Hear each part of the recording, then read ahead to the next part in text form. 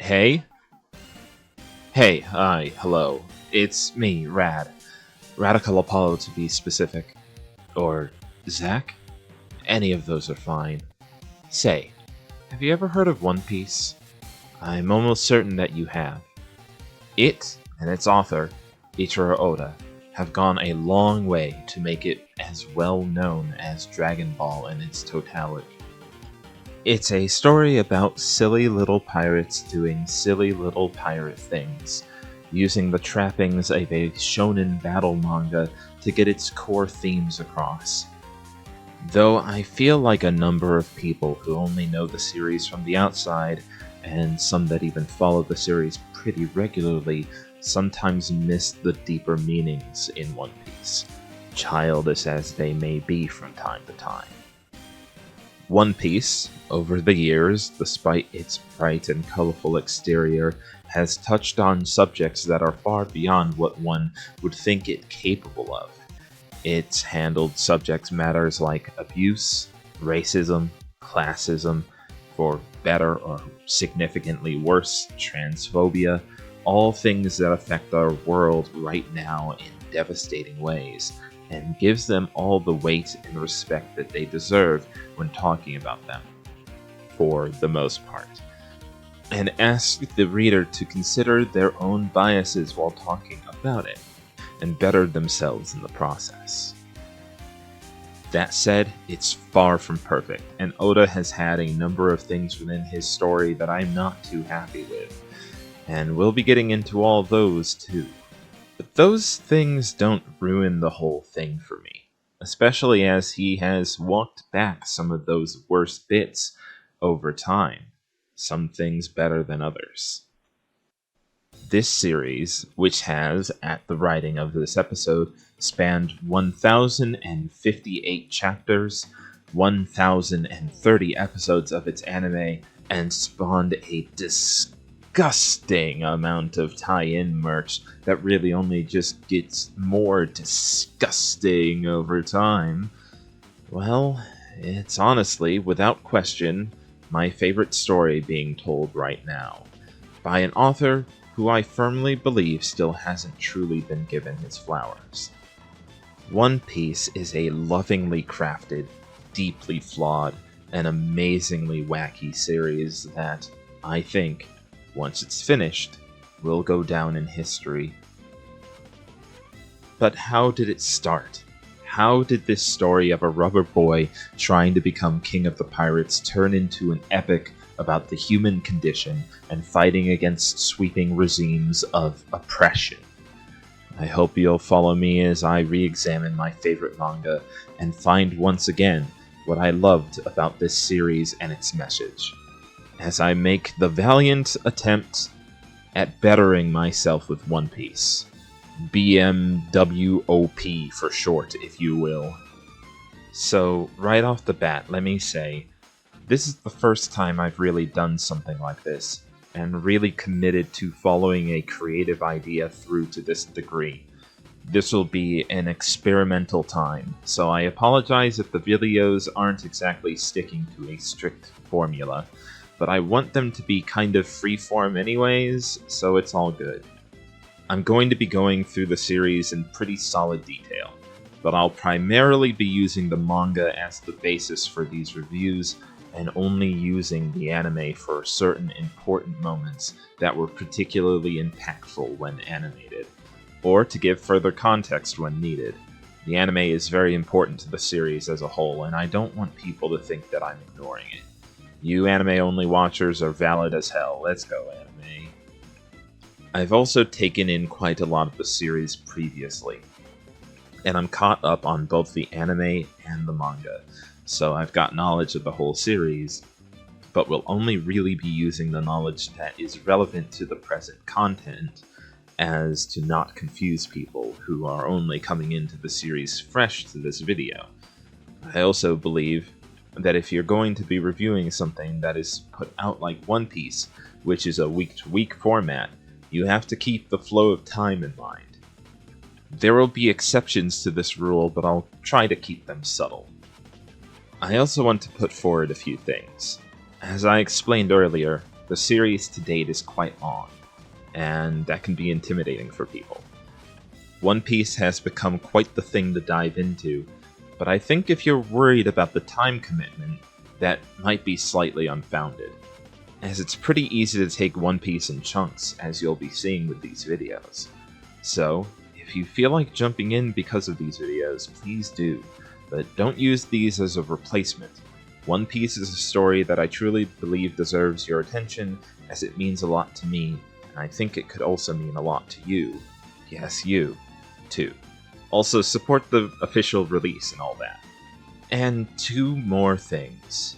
Hey, if you're getting into the series, there is one piece of advice that a lot of people get given when it comes to it, and I actively want you to ignore it if you hear it. A number of people will insist to you that One Piece takes a while to get good, another aspect that tends to scare people off from the series. First of all, if I do my job here right, you'll see that as a work, One Piece has been good since the very beginning. It takes a while to set up its cast and its world, but that's a part of the nature that I think a number of people value. Oda sets up things for the future very well, and you'll need to pay attention to the earlier bits in the story because they're legitimately important for the work as a whole. Secondly, and you'll have to excuse me for this, One Piece peeps? Stop telling people that! That's such a weird and silly thing to say. One Piece has a slower start than where it ends up, but that's literally every story ever told. Stop telling people to start at random later parts. That makes no sense. They would have no emotional context for anything, which is the biggest thing about One Piece is the emotional context that makes everything work. Come on! Sorry. Where was I? Right. One Piece, right. I should probably just talk about the damn thing now. Where do I even start here? Probably Chapter 1. Part 1. Romance Dawn. One Piece starts with a declaration, made by the Pirate King Gold Roger, about the existence of his grand treasure, the titular One Piece, saying this: "My treasure? If you want it, you can have it. Search for it. I left everything in the world there." An interesting distinction here, clearly more pointing to a place rather than a thing. The treasure of the One Piece, the thing that we've been driving towards in the series for years now, is still a mystery to this day, as to what it actually even is. Many people have had their theories, some have more solid than others, but we just aren't sure what it could be. What we can be sure of, though, is the impact those words had on the world. They kicked off the Great Pirate Era. Many people around the world, young and old, some not even born yet, have been pushed to find the legendary treasure and hold the same sway as Roger himself. This all culminates with the execution of Roger at the hands of his captors, the most powerful man in the world, dying with a smile on his face, and a crowd of cheers. Enter Monkey D. Luffy. Yeah, that's his name, and you'd better get used to some pretty weird names, and also some strangely normal names at times. Don't worry about it. Also, yeah, it's Luffy, with a hard U sound. Some people call him Luffy, with a soft U sound, which I think is a cute way of saying it, but the hard U is more accurate. Point is, this little baby boy is a weird fucker who's trying to show off for his father figure and the coolest ginger ever, red-haired Shanks, by cutting his own eye. Yikes! All to be taken seriously? Well, it's something that baby Luffy here is pretty preoccupied with. See, he wants to be a great pirate himself. Someone who can go down in history as a man who lived the life of a pirate to the fullest. But at this point in his life, he doesn't really know what that means at all. After that intense start, Shanks makes fun of him for how silly he's been, and that he doesn't have what it takes to be a pirate because of how immature he is. All the while, he and his crew celebrate just being alive as pirates in this blooming age. A fun little showing that maybe Shanks can't see his own immaturity. The party that Shanks and his crew were throwing gets interrupted by a man named Higema the Bear. And let me tell you, I'm more of a bear than this man. Little ratty bastard. Hey, what you doing over there, Luffs? Anyways, things go bad between Shanks and Higema, and Shanks ends up covered in sake, which everyone has a good laugh about after the big man leaves. Everyone except for Luffy, that is. He's pissed, actually, because his little baby brain makes him think that the only thing that matters is appearances. Shanks got made a fool of, and if you're just going to laugh off such disrespect, they all must be just as Higema made them out to be. Cowards. But, just as he turns to leave in a huff, Shanks grabs him by the arm, and we get this wonderful panel of Luffy's arms stretching out as he's walking away. Yeah, okay, so that weird fruit Luffy was eating earlier, this thing here was the Gomu Gomu fruit. Gum Gum fruit? Or Gomu Gomu no Mi? They all kind of mean the same thing, in a way. But the important thing here is that he ate a devil fruit. Something extremely important to One Piece. Devil fruits are somewhat mysterious fruits that give whoever eats them powers over one specific concept, and changes their bodies according to that power. The names of the devil fruit are based on the effect it has on your body, using the word for the power twice, giving it the feeling of being an onomatopoeia. In this case, Gomu in Japanese is rubber, and as we encounter more, their meaning can become pretty loose because of the nature of how they can be used. It's the entire concept that the fruit is based around, rather than a specifically limited take on what the power can mean.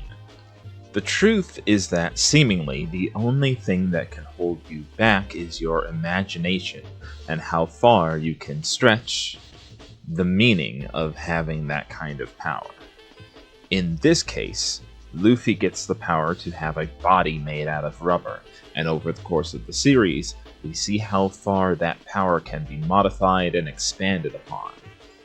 Luffy can stretch, but that's not all he can do.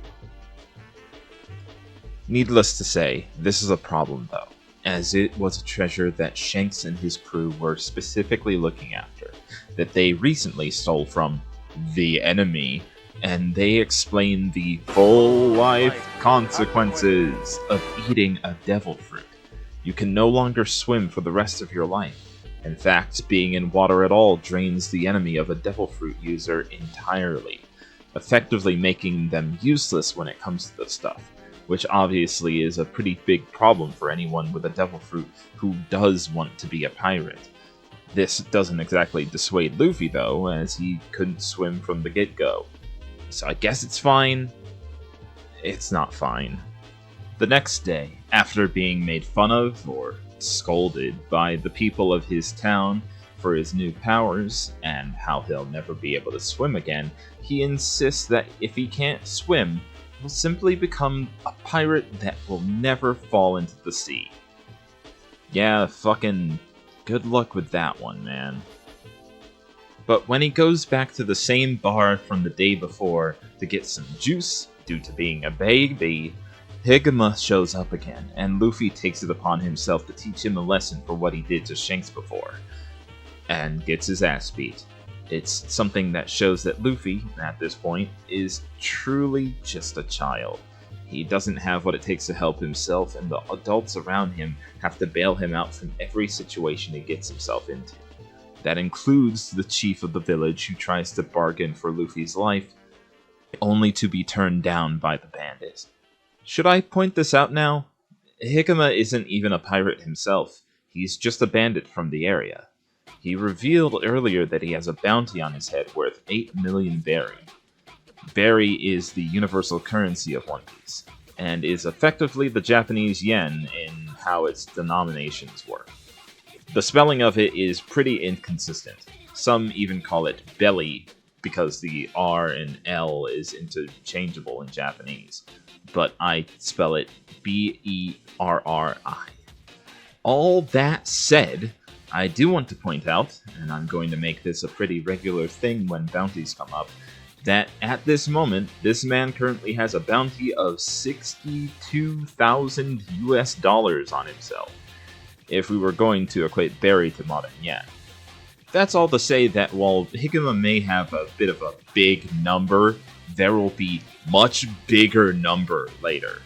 See, the bounty system in One Piece is a good way of gauging a character's accomplishments. It's not like a power level in other shonen manga. In fact, One Piece doesn't have a power ranking system at all. Just people who are tougher than other people. A thing that I know pisses off a number of fans over the years. Since the series is so much about its fights and what winning a fight against another means, that some people believe that without power levels as a factor, it leaves a lot of things unanswered. But those people are like the ones who want to know if Luffy could beat Goku or something, and the answer to that is always yes. Yes, any character can beat Goku. Anyone. Even Goku.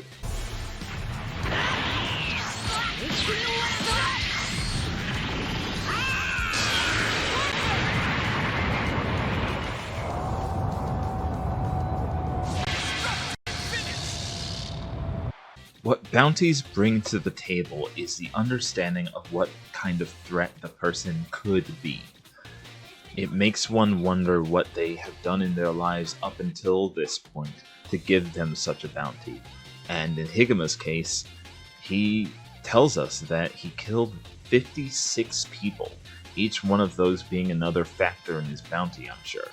Which makes that system a lot more interesting as time goes on, because for 56 people being dead by his hands, he's landed himself a cool 8 million berry. Mostly because it's only been relegated to this island, one would have to guess.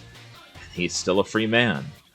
Other characters, on the other hand, don't tend to put out much of why they have the bounty that they do, and it's up to us to fill in those blanks. For the most part, at least. We've gotten a bit off track, so let's key back into things. Shanks, noticing no one came to see him off before he left shore again, shows up to save Luffy as well, and he and his crew really let Higuma and his men know what's really good. And that death is something one should expect when messing with pirates.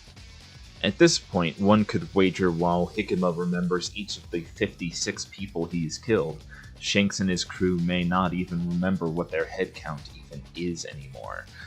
Something worth thinking about. In the end, though, the truth is, if he had just let Luffy alone, none of this retribution would be coming for him. But as things stand, he made one major mistake. He messed with Shanks' friend. Higuma bounces the hell out of there using a smoke bomb and takes Luffy with him, seeming to believe that even if he's in a bit of a dicey situation, Luffy insulted him, making him need to pay for it. Same idea that has been filling Luffy's head about how the bandit treated Shanks. This is something Oda does quite a lot, especially later on, but he loves putting Luffy and most every other character really in contrast and comparison with each other, usually to hammer home the specific theme he's trying to get across to the reader. Luffy believes, at this point, that a slight, no matter how minor, should be taken care of with violence, so that you can look cool at all times. And Higuma believes that even if a child goes against you, they deserve death just for the fact that they could make you look bad. Meanwhile, that sense of pride inside Higuma is what takes him down, and inadvertently saves Luffy, as right after he kicks the boy into the water, he's eaten by a sea king, an extremely large and monstrous fish that tends to fill the waters of this world, Some bigger than others, some more aggressive than others, and all of them weird as shit. I want to point out that I really enjoyed the design of this one in the manga, as it looks like it's directly designed to look like Flotsam and Jetsam from The Little Mermaid, which wouldn't be too shocking. Oda has said many times that he is greatly inspired by Disney and other Western cartoons when it comes to how he draws, which really shines through in his art. Back to the Sea King, though, the big boy turns his attention back to Luffy, who is also drowning right now. Kid really can't catch a break. Just as he's about to suffer the same fate as the bandit that brought him here, Shanks comes through, saving him just in time, and with one look, is able to scare away the Sea King, showing just how strong he truly is even at this point in time. He's able to just look at the beast to make him run away in absolute fear. Wonder if that'll be a thing. It comes at a cost, though, as he loses his left arm to the Sea King in the process, something that fills Luffy with regret for what he's done, and how foolish he had been up until this point. Shanks, on the other hand, just smiles. An arm is a small price to pay for a friend, after all. As the dust settles and some time passes, Shanks is shoving off, and Luffy, with a new mindset and a renewed vigor to become a pirate that Shanks would be proud of, sees his hero off. Shanks makes a show of how he still doesn't believe in Luffy, claiming that even now he doesn't have what it takes to be a pirate. Luffy doesn't agree at all. He yells for everyone to hear that someday he will make his own crew, find the mythical One Piece, and that he, Monkey D. Luffy, will be the king of the pirates. A phrase you'd better get used to. Luffy saying his goal of being king of the pirates is literally his catchphrase. He hates it when other people say it. His dream is set, and be it fate or destiny, or even the will that he holds inside him, a force that cannot be stopped has hit this world. Shanks sees this, and he makes a promise with Luffy. Shanks gives Luffy his straw hat, something he's held on to ever since he was a child, and tells him that once he's become a great pirate, one that could live up to that dream, to give it back to him. He may not show it, but he believes in Luffy, and knew that he just needed one last push, and it really was all he needed to put him on the right path, along with a few other people in Luffy's life after this point, but we'll get to them another time. 10 years have passed, and Luffy is now 17 years old, because that's how time works, and he sets off in a shitty little dinghy, off to take on the world all by himself. With the 10 years of training that he's been through, he's more than strong enough to start this journey, and he shows that off by facing down the same Sea King that nearly killed him all those years ago. He winds back and unleashes a punch that's stronger than any pistol in the land. Gumu Gumu Pistol. Well, Gumu Gumu no Pistol flows better. And now that Luffy is all grown up, it is time to rate his fit. Luffy at the start of the series has a very simple design, and one that I think works really well for such a simple and straightforward character. A red vest, or I guess maybe closer to a sleeveless button-up shirt. Kinda looks more like a vest, alongside blue denim shorts. His shorts have a fluffy fabric at the bottom, making them come off as well-used cut-off jean shorts, which I think helps give him a feeling of scrappiness. They also seem really comfy. I want shorts that just have a bunch of fluffy stuff at the bottom of them. What really does pull this design together is his iconic straw hat. It's bright yellow and has a red strip of fabric around the base. I don't know how to put it other than Luffy has a really strong, easy to see silhouette, which is extremely important for your main character. Oda flexed so hard with this design and was so confident in it that he made Luffy the eye in One Piece. Bet bet you absolutely knew that because it's so clear that it's Luffy that you didn't even need me to tell you that. I like Luffy's initial design quite a lot. Oda seems to as well, as it isn't for a long time yet that Luffy gets any kind of aesthetic redesign, and even when it does happen, it isn't that big of a change. I'll give him a solid 8 out of 10. Now, it's worth putting out there that this chapter was called Romance Dawn, an extremely important phrase in the series, and clearly one that Oda had in mind for the first chapter of this manga for some time. As he had 2 one-shot versions of the start of One Piece, both called Romance Dawn, before the actual start of the series proper, both of which can be found in the Takoban Wanted, which is a collection of single comics Oda drew when he was younger, which I will be making a separate video on in the future because I do believe these are important to some of the history of One Piece in various different ways. Romance Dawn though, huh? The dawn of the literary romance, the dawn of adventure, of wonder and whimsy, all things that are core to One Piece. It also puts an air out there that this will be a large, sweeping story, the scale of which being that of a classic old romance, which isn't far off. Back to Luffy, freshly after beating up a giant eel, gets sucked into a whirlpool, which he's not as bothered by as he probably should be as he can't swim, and we see Oda's first standard cover page for this chapter. This is another topic I'd like to make a video about at some point, but I'll also be bringing them up a lot in the span of this series as well. Oda uses the covers of One Piece for 2 distinct purposes. One is to show the various people that show up throughout the series, but mainly the Straw Hat Pirates, doing a number of different fun things that are either dubiously canon or not canon at all, but have enough character within the drawings themselves that they can sometimes inform something about the group that isn't always strictly in the text. But for the most part, it's just for fun.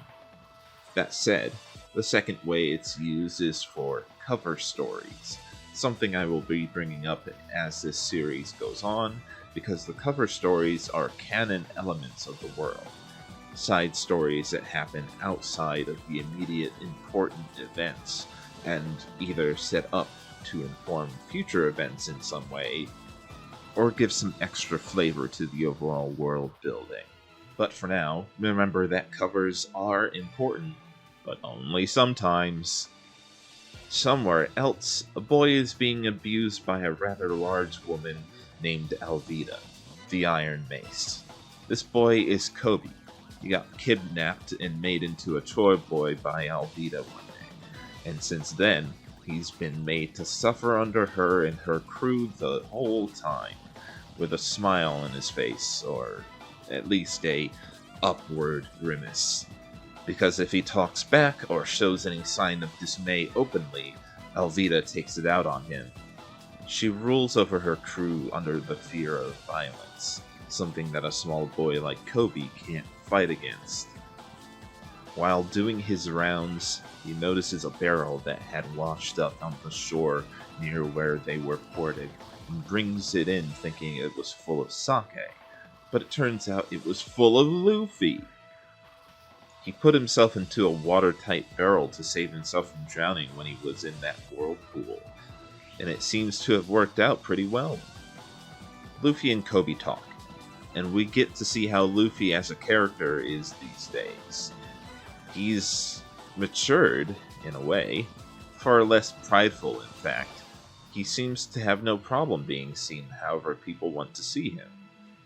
Kobe, on the other hand, is scared to move from his position on Alvida's ship, scared to go out and make his own dream, something Luffy doesn't care much for. Luffy's an odd character for a number of reasons. He's pretty rude, especially to people he doesn't know very well, and that doesn't exactly stop when it comes to people he does know well. This kid has no filter whatsoever, and I think it's great for his character actually. He's true to himself, almost to a fault. but it's never really treated like one, but rather one of the factors that draws people toward him. Kobe shows that he's scared of moving forward with his life and that he may have gotten himself into his own situation. And Luffy's like, hey, you're kinda clumsy and stupid. L plus you got kidnapped while fishing, plus you're a wimp. This is obviously after Luffy finds himself near dead not too long ago, and it also comes to show that Luffy isn't exactly a person to reflect on himself inwardly, but rather to let his actions at all moments speak for themselves. He has supreme confidence in himself, and he's not afraid to let everyone know it, along with the idea that he is going to be king of the pirates once again, only this time to Kobe, who takes it well. But he sees something in Luffy, a person who doesn't care if he gets laughed at, and doesn't care if someone doesn't take him seriously. He has a dream. He has a goal he is set on, and will not back down from. Luffy is a person of character, unlike any Kobe has met in his life. And this chance meeting with the weirdest person he's ever met changed something in him. Even if it was just a little, he sees that maybe if he takes himself seriously too, he can reach his own dream, the dream of becoming a Marine. Kobe, after everything he's seen as a kidnappee, wants to be a Marine, the police force of this world, and protect the weak from the strong that would see them harmed. He may not be strong now, but he wants to be. And I think that's something worth looking up to. He asks Luffy if he thinks it's possible, still not sure of himself, and Luffy just tells him he's not sure. Because if Kobe is going to act, he's the one who's got to make those moves himself. Luffy can't decide if he can do it or not. Only Kobe can. This is when Alvida decides throwing her mace around would be a sick idea and chucks it at the two, and she is furious that Kobe would turn against her. Luffy, ironically, though not incorrectly, calls her rude. The nerve of this guy. That's when Kobe tries to save his own skin. Act like none of this ever happens and get back on her good side. And he suddenly realizes that if he's ever going to live out that dream that he wants so badly, he has to act now. And his way of doing that is directly insulting her to her face. He may die. He may never see his dream come to be, but he doesn't regret a thing, because not living out your dream is a fate worse than death in this story. If you're going to live, you should at least live by what you believe in. It's one of the cores of One Piece that make it so strong, and we see it so early on. But Luffy said it before, he's tough, and he takes all of Alvida's rage at Kobe in this moment upon himself, smile on his face, because he can take it, and saves Kobe from his death. With one punch putting Alvida on her ass out cold, as the cherry on top, leaving the two as partners in crime, and Luffy, seeing that Kobe has found his own resolve, tells Alvida's men to get them a boat, because Kobe's going to become a Marine. As soon as Kobe accepted himself and started himself on the right path, Luffy started supporting him to the fullest. Luffy values people with dreams. He values people who are who they are, and are willing to fight for it. We see this time and time again throughout the series. Monkey D. Luffy is, without a doubt, a character that stands up for what he believes in above all else, and his moral code isn't based on right and wrong. Not truly, at least, but rather on his own personal value system that can't be strictly seen as good or bad, just Luffy. It's great. But the two get their boat, and Luffy has made his first friend on this journey, though not exactly what he was looking for. He needs a crew if he's going to make it on the sea, and if Kobe is a Marine, he can't exactly be on his crew too. So the two shove off to their next destination, a Marine base that's holding one of the most dangerous men in these seas, Roronoa Zoro. He's a pirate hunter, someone who goes after pirates and other criminals for their bounties to make ends meet. And now, he's being held captive in a marine base. And Luffy has every intention of busting him out. He doesn't even know the guy in any capacity, he just thinks he could be strong, and therefore, he must join his crew. Why then is this person who by all accounts works for the Marines as a hitman strung up in said Marine base? Well, obviously it's because the Marines on this island are corrupt. Police? Corrupt? Nah. And the captain of this base has made everyone live in fear of him, and in turn, his shitty little son, Helmeppo, which is quite the name, who uses his status as the captain's son to further terrorize the people who live here. Zoro, being the man that he is, stepped in, stopping Helmeppo's rampage as he was harassing the townspeople with a dog that he taught to be violent, and saving a little girl in the process. Now he's been crossified for 9 whole days without food and water, with the promise that if he can survive a whole month, he'll be let free to go. This brings in the girl he saves, who has food for him. 2 onigiri, or rice balls, depending on your weed level. As he refuses her food, worried for her safety if she goes against the Marines, Helmeppo shows up again and crushes the jelly donuts under his foot, and threatens the little girl again, before having her literally tossed out of the base, the girl being saved from the fall by Luffy, who's been watching the whole time.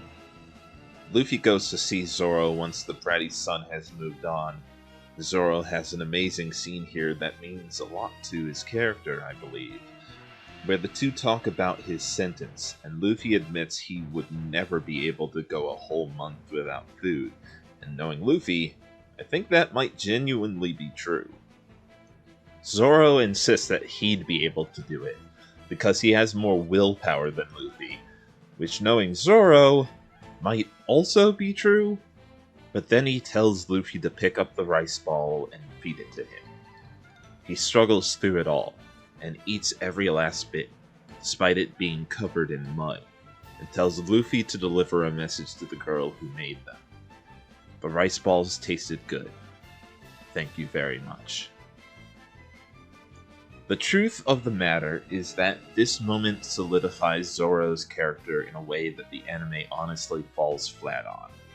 In the anime, he simply says thank you for the food, in a fairly normal way that one does in Japan. He gives thanks, but not in the same way he does here, because he did the action of eating the rice ball out of the goodness of his heart to make that girl happy rather than feed himself. We can probably chalk that up to the people behind the anime at the time wanting Zoro to seem too hardcore to thank a child directly for her good deed, or even being a little bad at properly expressing himself. And while I think that's somewhat true to him, it wasn't in this moment. And I honestly think it takes so much away from him. But oh no, the shitty son lied and he's going to have Zoro executed in 3 days anyway. Luffy hates that and decides that he's going to set Zoro free and make him a part of his crew no matter what. So he busts in again, tells Zoro that in no uncertain terms, before running off on his own, and makes a scene that sees him angering the captain of this base that I brought up earlier, Axe Hand Morgan, who is pretty self-explanatory now that you know his name. Morgan is delusional, believing himself to be the greatest Navy man there is, despite being sanctioned off in this shitty little island. The only thing he has to show for it is the fear that he puts his men and the people that live here through his reign. And Luffy just broke a giant statue of his. He does say sorry, though. I think this is an interesting parallel to Alvida. Both represent the different forces of this world, the pirates and the marines. And both of our main examples of them are people who rule over others with fear and malice, who would rather their men die than hold any different goal from themselves. They only care about the power they hold over others, and nothing else. Morgan even hitting his son for the first time in his life because he believed that Helmeppo trying to get him to do anything for him makes him worth being hit. These people are bad, and so far, the only person we see and strictly know as good and righteous are Luffy, the people around him, and the people who get swept up by these monsters' cruelty and power. Luffy, having made Morgan angry, runs away to try and find Zoro's weapons. That's right, weapons of choice. We'll get back to that. Also, as you could probably tell, Luffy kidnapped Helmeppo to have him talk on where Zoro's swords are, since he was the one who confiscated them in the first place. And before long, they'll be back in their rightful place. But first, it's time for a flashback!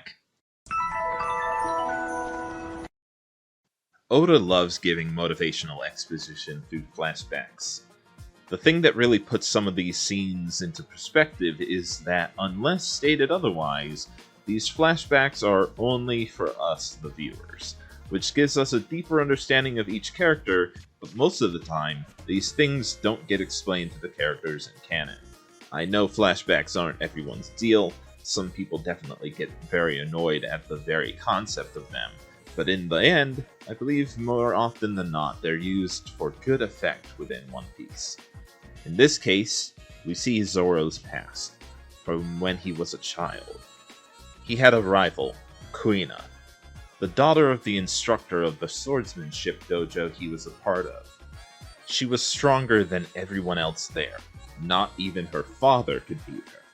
Zoro wanted to beat her in a match so badly. No matter how many times he tried, he could never win.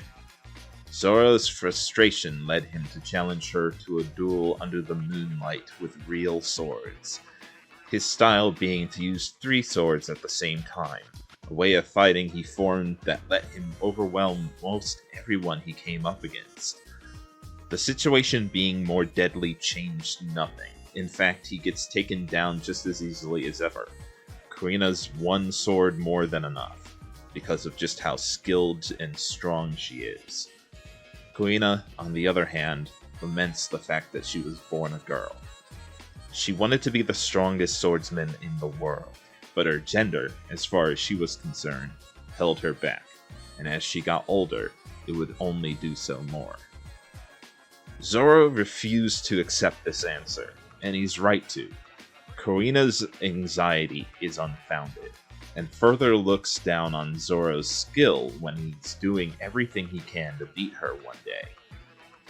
He makes her promise that one day, one of the 2 of them will be the strongest swordsman in the world, and that their rivalry will be decided once that happens. Kuina agrees, and the 2 turn in for the night. But life is not so easy for everyone who has a dream. The next morning, Zoro is told Kuina is dead. It wasn't from something as bombastic as some master swordsman killing her in a duel, or a disease taking her over and finally killing her. She slipped and fell the night before, breaking her neck and sending her to her death. Some people take this scene as funny, especially with the abuse we see other characters go through later in the series. Some go as far as to say it was only there to prove Kuina's point about her weakness. I don't think either of those readings are very helpful or fit One Piece in the slightest. One Piece is a story that is usually very silly and over the top, and when it drops these kinds of bombshells onto us, hitting everyone reading with a dose of reality before sending us back into the land of people using swords with their mouths, we just have to hold that juxtaposition to our chests. The bright and colorful world of One Piece is a place where lives of those around us are still fragile, and could be taken away at any moment if you're not careful. This kind of storytelling continues into the future within the series, but its scope tends to get much bigger and substantial to correspond with the level of durability that our main characters gain, and the kind of stakes at play. Zoro lost the ability to see how the 2 of them would end up once they had both gotten stronger, and now that we're out of the flashback, he regrets it deeply. More than that, when the Marines catch Kobe trying to let Zoro loose, they fire on him, and they turn their rifles to Zoro himself. Gladly enough, Luffy is bulletproof, and he takes all the shells meant for Zoro, using his rubber body to send them flying off in every direction. With his swords back, Zoro accepts Luffy's offer to be a pirate, because if he doesn't, he'll be dead meat in no time. And he's the only one who can live out the dream that he and Kuina shared. He has no plans of dying until he's made that dream a reality. As I said before, Zoro uses 3 swords at once as he fights. 1 in each hand, and 1 in his mouth. The third being Kuina's white sword, and the one that means the most to him. It's such a weird thing to make your character do, but I feel like it's such a simple and awesome way to set Zoro's way of fighting apart from everyone else's. Now, if there's anyone else in the series, they can do all the cool stuff they want with their own specific style, but Zoro will always have a unique form just because of this. From here on, all hell breaks loose. Luffy and Zoro start throwing hands with everyone around them, and further angering Morgan, who looks at his men in disgust for being so easily beaten by 2 teenagers. Oh yeah, I should note that right now Zoro is 19, making him 2 years older than our beloved Captain Luffy. Morgan orders his men to shoot themselves in the head if they are going to fail the way they are. He doesn't need useless soldiers, in his own words. And the Mad Lads almost do it! The only thing that stops them is Luffy. He says he's the Marines' worst enemy, taking all the blame onto himself and pulling Morgan's aggro by attacking him head-on. Though he does politely introduce himself first before moving straight on to putting Morgan in the dirt. Helmeppo stops the chaos by pointing a gun at Kobe and letting it be known that he'll shoot. But in truth, he more than likely doesn't have it in him. Much like Kobe was before, Helmeppo is too focused on his life as it is now, and is scared to get any closer to the way he sees himself, as a ruthless man who can do whatever he wants to, more like his father. Unlike Kobe though, his way of life isn't something to be proud of, or happy with, so the moment he would be able to follow through, he hesitates. Just long enough for Luffy to get a proper stretchy punch to knock him out. And Zoro, now loyal to the captain that saved his life, despite not knowing the first thing about him, backs him up, finishing off Morgan in a nice early game team combo. Yeah! Morgan is defeated, and with him taken out, the other Marines cheer.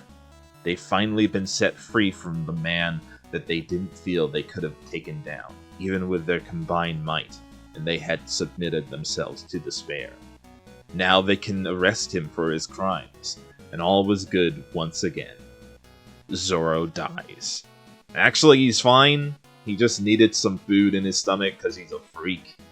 After all that fighting, the 3 friends, Luffy, Zoro, and Kobe, get some grub and decide on their next moves. Luffy plans on going to the Grand Line, a large piece of water that is said to hold the location of the One Piece that he's after now. Kobe can't suggest it due to the 2 dudes here on Luffy's crew only being 2 dudes, but he's long since given up when it comes to convincing Luffy to try and do things in a safe way. It's never going to happen at this rate, and it never does. Zoro makes a point though. Kobe would be better off worrying about himself. He wants to be a Marine, but he just visibly helped 2 pirates get out of the Marine base. It's not a great look.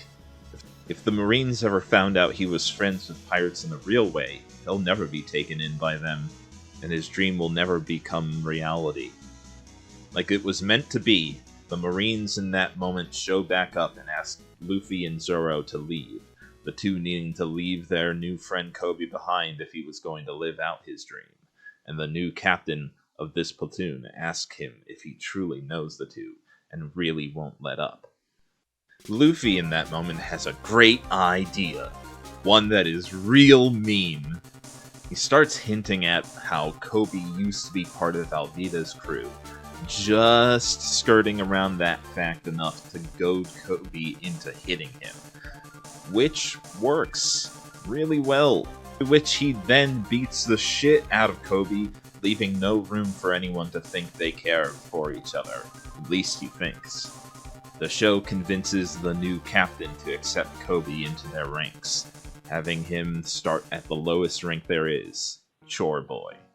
He may be back at the same role he was under Alvida, but it's the start of something bigger and grander than he had been a part of, and it's all thanks to Luffy's quick wit and emotional intelligence. Something Luffy has in spades. After everything is said and done, Luffy and Zoro exit, leaving Kobe to live out his dream of becoming a Marine. Such a bloody goodbye doesn't suit Kobe though, so he runs out and thanks the two from the bottom of his heart as they shove off, to continue their adventure. He's not alone in this though, as all the Marines they saved from Morgan salute them as they leave as well, catching Kobe by surprise. They may be Marines, the natural enemy of pirates, but there are many kinds of pirates out in the world, and Luffy is a special one even among them, and they'd be hard-pressed to miss that about him. And so they show him respect for what he did for them, and the people of this island. The facts that we learn from the Romance Dawn arc is that there are good pirates and bad pirates. There are bad Marines, and there are the ones that truly want to do the right thing, even if they're inside an oppressive system while doing so. And how easily that idea can be swept up into a place that is dangerous for everyone involved. Or at least, that's how I choose to read it. And with that, Luffy and Zoro shove off themselves and head to their next destination. Let's hope things aren't so dire next time. Phew. So, what did everyone think? I'm not exactly used to doing things like this, and we're gonna be changing things a lot further as time goes on, especially with how I structured my videos and make up for the longer and longer arcs that happen throughout the series. But until then, I hope you'll find it in you to support me as I try to explore one of my favorite manga ever once again. I just started up my Patreon again, and I've set the minimum donation you can give to it to just $1.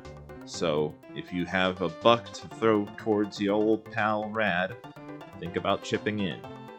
The link and many other links will be in the description below. Until next time, this has been Rad. I hope that you have a good day.